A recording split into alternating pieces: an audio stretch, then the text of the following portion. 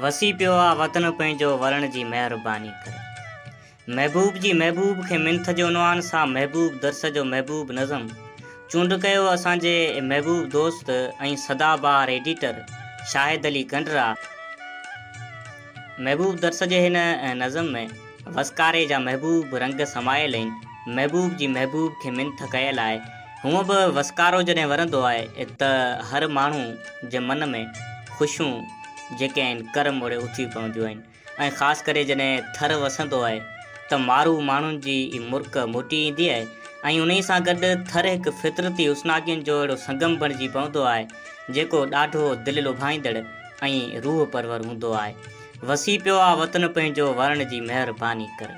महबूब दर्स बि उन ई शाहकारी खे मद्देनज़र रखंदे चवे थो त मियोगी जा मज़ा वठजनि मिलण जी महिरबानी कर। बुठे जा वेस पाए जन ख़ुशियूं मुर्की मल्हाए जन जवानी जे खुमारुनि सां गलियुनि में गीत ॻाए जन भिनी मौसम मां भांकर में भरण जी महिरबानी कर। मियोगी जा मज़ा वठजनि मिलण जी महिरबानी कर। तपश आहे छॾी तिड़कनि विझूं वसकार सां वड़कनि थदी थदकार थर पासे कयो सींगार आ सड़कनि मुदुन में प्यार जी मेहंदी रखण जी महिरबानी कर। मियोगीअ जा मज़ा वठजनि मिलण जी महिरबानी कर। वसण खां पोइ वतन जन्नत जी वादी थी पियो आहे चमन चाहत भरियो गुलड़नि जी गादी थी पियो आहे अलाड़े ईद सां गॾिजी अचण जी महिरबानी कर। मियोगी जा मज़ा वठजनि मिलण जी महिरबानी कर। वरी अच तूं वलासे में पलर पाणी बि पासे में मिठा मुर्की कजन मिठड़ियूं कचहरियूं घर खुलासे में सिगो तूं पार कर पासे पुॼण जी महिरबानी कर। मियोगीअ जा मज़ा वठजनि मिलण जी महिरबानी कर। झुड़ाली लाड़ जी मौसम गियाजण ॻोठ ॻाइनि पिया नशनि में वण वलियूं पोपट पखी ताड़ियूं वॼाइनि पिया रुसण छॾ राग सां रीझी रहण जी महिरबानी कर। मियोगी जा मज़ा वठजनि मिलण जी महिरबानी कर। नगर वारा निया पाछो विसारिया थई हुजे शाबस कसम हू कास बे जहिड़ा न पारिया थई हुजे शाबस। वाह महबूब वाह। नगर वारा निया पाछो विसारिया थई हुजे शाबस कसम हू कास बे जहिड़ा न पारिया थई हुजे शाबस। ख़ुदारा यादगिरियूं के करण जी महिरबानी कर। मियोगी जा मज़ा वठजनि मिलण जी महिरबानी कर।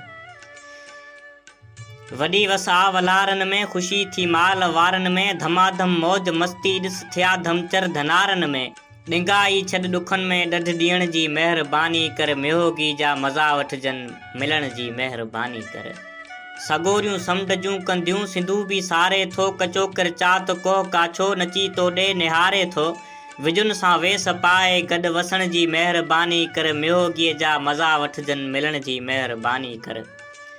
अखियुनि जे देस खां एॾो परे छाले वियो आहीं मिलण वारियूं मुदूं मातम करे छाले वियो आहीं मिठा मेड़नि ऐं मिंथुनि खे मञण जी महिरबानी कर। मियोगी जा मज़ा वठजनि मिलण जी महिरबानी कर।